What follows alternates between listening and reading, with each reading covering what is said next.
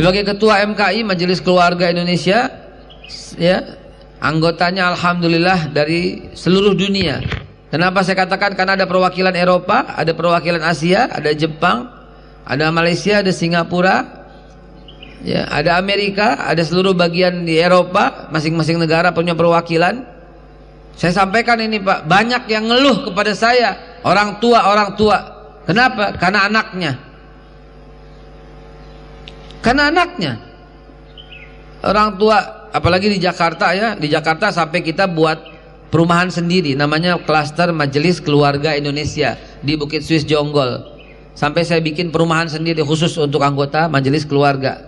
Ya, kita bikin di Bukit Swiss Jonggol, alhamdulillah ada 180 hektar. Ya, 180 hektar itu cukup gede itu, ya, alhamdulillah. Kita bikin klaster tuh Majelis Keluarga Indonesia. Banyak ibunya, bapaknya yang ngadu kepada saya. Dia ngadu begini, Ustadz, saya seneng anak saya ngaji Ustadz, tapi kenapa ya, kok abis ngaji akhlaknya jadi berubah?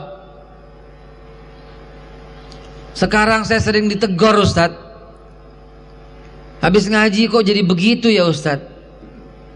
Saya jangan jadi kurang hormat lagi, nggak seperti dulu Ustadz. Ini beneran, ini salah ngaji nih anak yang kayak gini nih. Bilangnya hijrah, tapi jadi kurang ajar sama orang tua. Alah ibu bid'ah, alah bapak nggak mengerti agama. Coba, baru ngaji sebentar bapaknya dia salahin melulu. Tahlilan, alah ini bid'ah ini. Maulid Nabi, alah ini. Salawat, alah ini. Semua salah di matanya.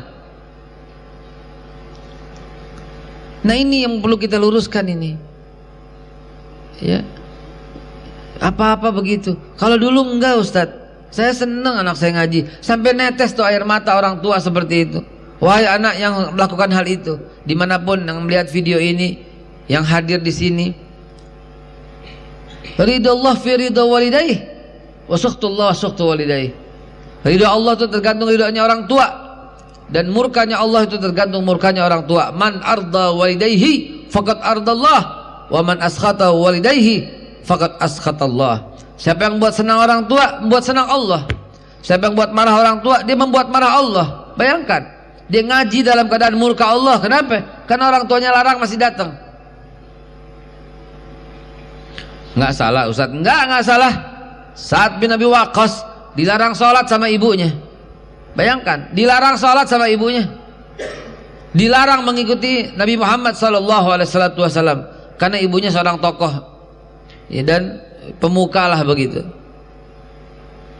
Dan Sa'ad bin Abi Waqqas tidak sholat kecuali kalau ibunya sedang tidur atau sedang pergi, tapi tetap sholat gitu loh.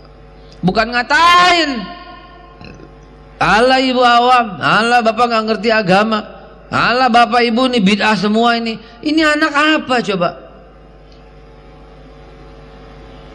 Itu jahat sekali itu mulutnya kepada orang tuanya. Dia sedang membuat murka Allah. Sa'ad bin Abi Waqqas, ya, karena taatnya kepada orang tua, ya, akhirnya apa?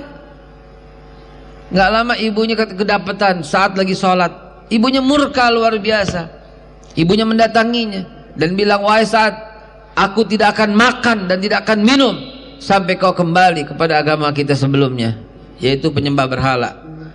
Sa'ad bin Abi Waqqas hanya bisa menangis. Dia peluk ibunya, dia rayu untuk makan dan minum. Bayangkan, ibunya ini penyembah berhala masih dimuliakan. Ini cuma tahlilan dikata-katain bid'ah. Kagak ada Pak. Itu bagian daripada budaya, akar budaya. Dan tahlilan itu strategi atau metode untuk kumpul dan zikir. Nggak bisa dibid'ahin, nggak boleh. Yang bid'ah itu sembahyang subuh 9 rakaat tuh bid'ah itu. Mau pakai kunut kayak nggak pakai kunut kayak sunnah semuanya bagus. Mau nggak pakai kunut nggak apa-apa, silahkan. Mau pakai kunut, alhamdulillah, fadl, afdal, silahkan. Yang subuh 1 rakaat itu bid'ah itu. Ya, jangan dong. Kita ini ya Allah ya Rabb, dikit-dikit begitu. Apa yang terjadi pada ibunya Sa'ad bin Abi Waqqas? Dia nggak makan hari itu full. Sa'ad bin Abi Waqqas masih rayu untuk ibu makan. Iya, saat janji. Ibunya tetap aja nggak makan. Sampai hari ketiga, ibunya udah lemes sekali, nggak mau makan dan minum sama sekali. Sa'ad pun bisikin kata-kata yang di telinga ibunya. Wahai ibuku sayang, kata Sa'ad, andai kata ibu punya nyawa 10 nyawa dan satu persatu keluar dari tubuh ibu, Sa'ad nggak akan meninggalkan agama Nabi Muhammad. Tegas. Tapi Sa'ad nggak sanggup ini hidup tanpa ibu. Tuh gitu. Tetap hormat, tetap sayang, tetap pelukin. Dan ini masih periode awal. Hadis ini turun. Umar bin Khattab pun belum masuk Islam. Masih as-sabiqun as-sabiqun. Masih ngaji di rumah Arqam bin Nabil Arqam. Belum dakwah terbuka, belum, masih dakwah sembunyi. Berarti masih di bawah tahun 616. Ya, saya nulis sejarah dengan detail, Pak. Makanya ini saya bawa oleh-oleh hari ini untuk Bapak Ibu sekalian, ya. Sejarah yang lengkap saya tulis insya Allah dengan sumber yang terpercaya. Buat oleh-oleh Bapak Ibu sekalian dari Jakarta, ya. Jadi jemaah sekalian bukan Allah, akhirnya Sa'ad bin Abi Waqqas pun, ibunya pun luluh hatinya. Baru saat berani meninggalkan ibunya, baru saat kembali ke pengajian Nabi Muhammad sallallahu alaihi wasallam. Bapak tahu apa yang terjadi kepada Rasulullah yang lagi ngaji, lagi duduk bersama para sahabatnya?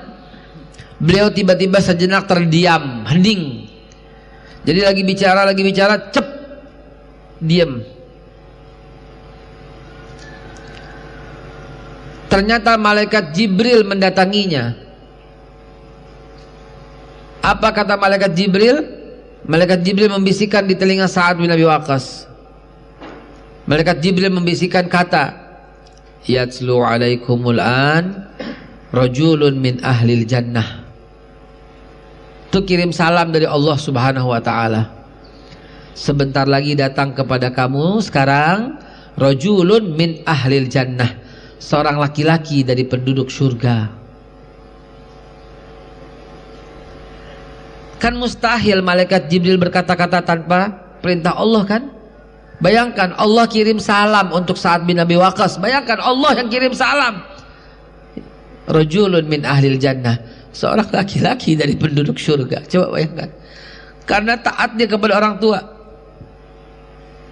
Coba, ini anak baru berapa ngaji, tiba-tiba ibunya dikatain, wahai anak, wahai sahabat, Anda yang berkata sering hijrah, tapi punya akhlak yang demikian kepada orang tua, hati-hati. Sadari. Sekali orang tua berkata, saya nggak redho, haram surga bagimu.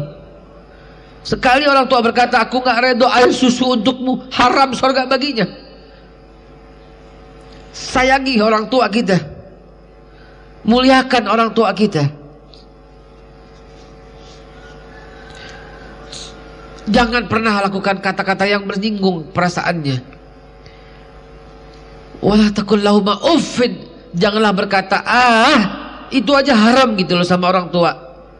Ini anak baru ngaji, ala ibu bid'ah, ala bapak awam, ala ini nggak ngerti agama. Bapakmu tuh pengen ngaji, tapi kamu keburu lahir sehingga dia banting tulang untuk mencari nafkah untukmu. Sekarang setelah kamu besar begitu balasannya buat orang tua. Ibumu juga pengen gitu belajar agama, tapi kamu masih kecil nangis dan kamu keburu lahir sehingga nggak ada kesempatan untuk ibumu untuk belajar Al-Quran dan ngaji. Sekarang udah besar begini balasannya. Demi Allah saudaraku, air susu yang paling mahal di dunia itu air susu ibu. Dan keringat yang paling berharga di dunia ini adalah keringat bapakmu. Maka jangan pernah sakitin hati mereka. Maafkan, saya harusnya berbicara soal penanggulangan COVID, ekonomi, bagaimana tumbuh kembali, tapi malah terlarut. Kenapa? Karena belum lama ada yang curhat sama saya, seorang ibu. Curhatnya begitu, saya senang anak saya ngaji Ustadz, tapi kenapa ya setelah ngaji kok nyalah-nyalahin saya melulu, seolah-olah ilmunya saya yang pernah ajarin itu nggak pernah berarti. Kata guru saya, kata ustadz, kata ini, itu mereka selalu banding-bandingin gitu loh. Ini dari luar negeri ustadznya, dari sini, ibu apa, bapak apa. Ini anak kurang ajar banget sama bapak ibunya. Jadi bukan kisah yang dibuat-buat, Pak. Orang tuanya ngadu kepada saya dan gak satu yang ngadu. Kami punya komunitas Majelis Keluarga Indonesia itu besar. Ya, udah ratusan ribu anggotanya. Ya, dan itu yang terjadi, mereka curhat seperti itu.